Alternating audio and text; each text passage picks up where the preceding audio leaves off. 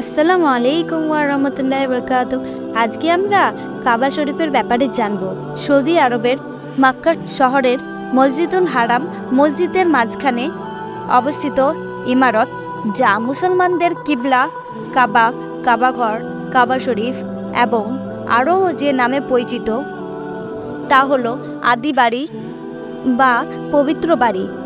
একটি বড় ঘন আকৃতির ইমারত যা সৌদি আরবে মক্কা শহরে মসজিদুল হারামের মধ্যখানে অবস্থিত।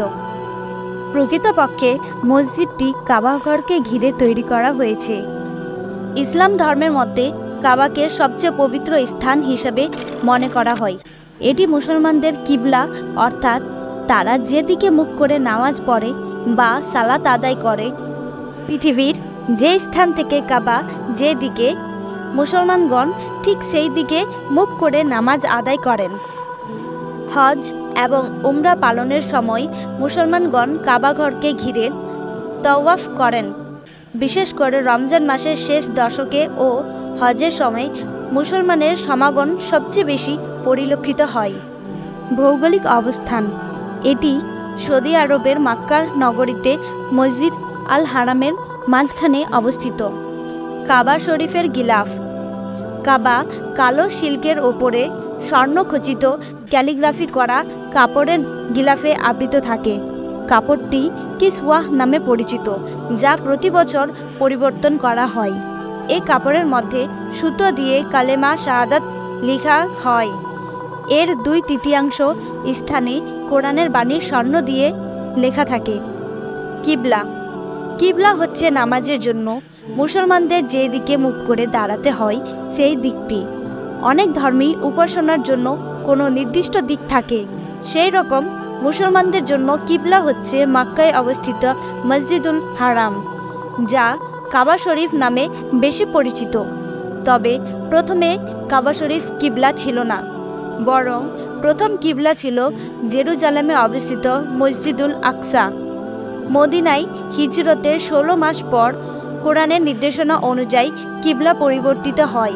বর্তমানে কিবলা অর্থাৎ কাবা শরীফ কিবলা হিসেবে নির্ধারিত হয়।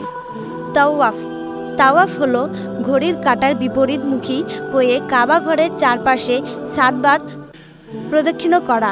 কাবার চারদিকে একত্রে ঘুরন্ত মুসলমানরা এক আল্লাহের নামে একান্ততা প্রকাশ করার জ্বলন্ত উদাহরণ। তাওয়াফ শুরু করার পূর্বে হাজারে আসওয়াদে চুমু দেওয়ার নিয়ম, তবে ভিড়ের মাঝে এর কাছে যাওয়া সম্ভব না হলে হাত দিয়ে ইশারা করে তাওয়াফ শুরু করতে হয়। হজের একটি গুরুত্বপূর্ণ জিনিস হলো তাওয়াফ। তাছাড়া হজ নির্দিষ্ট 5 দিনে সম্পন্ন হয়, কিন্তু হজের সফরে হাজিগণ দীর্ঘদিন মক্কায় অবস্থান করেন। এ সময়ে প্রতিনিয়ত তারা তাওয়াফ করবেন। তাওয়াফের অনেক ফজিলত রয়েছে, যে কারণে তাওয়াফ যেন সঠিক হয় সেজন্য তাওয়াফের নিয়ম কানুন জানা জরুরি। তাই ধারাবাহিকভাবে পবিত্র কাবা শরীফ তাওয়াফ করার পদ্ধতি তুলে ধরা হলো। তাওয়াফ শুরুর স্থান পবিত্র কাবা শরীফের যে কোণায় হাজরে আসওয়াদ স্থাপিত, সেই কোণা থেকে তাওয়াফ শুরু করার জায়গা। ওপর দিয়ে মসজিদে হারামের দিকে একটা দাগ দিয়ে চিহ্ন করে দেওয়া আছে এবং কাবা শরীফের গিলাফের ওপর থেকে নিচ পর্যন্ত আরবিতে আল্লাহু আকবার শব্দের ক্যালিগ্রাফি লেখা রয়েছে। সে বরাবর দাগের ওপর দাঁড়ানো।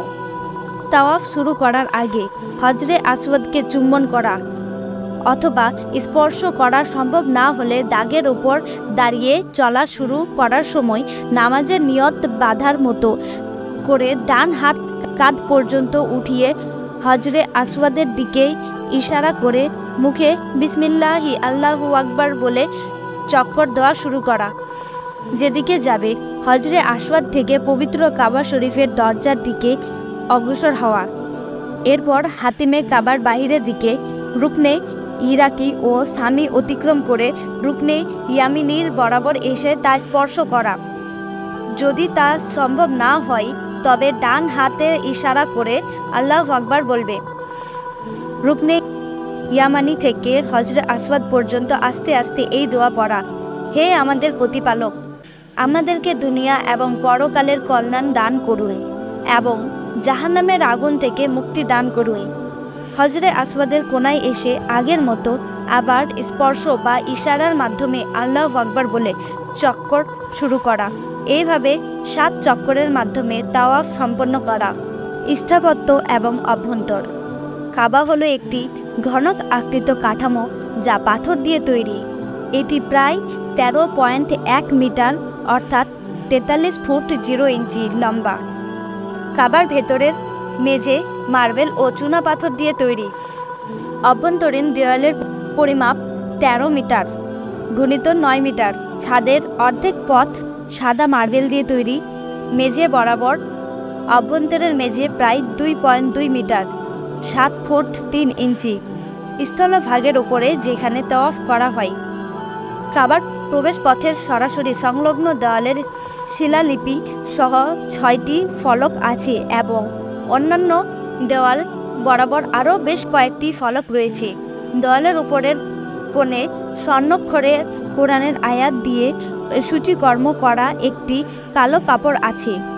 কাবার অভ্যন্তরে 3টি স্তম্ভ আছে। একটি এবং অন্য দুইটির মাঝে একটি ছোট্ট বেদি বা টেবিল সেট করা আছে। বাতির মতো বস্তু সিলিং থেকে ঝুলে থাকে। কাবা ঘরের ভেতরে ডান দেওয়ালে একটি সিঁড়ি আছে, তার মাধ্যমে কাবার ছাদে যাওয়া যায়।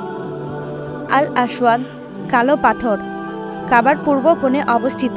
এটি সেই স্থান যেখান থেকে মুসলমানরা তাদের কাবা পরিক্রম শুরু করে, যা তাওয়াফ নামে পরিচিত।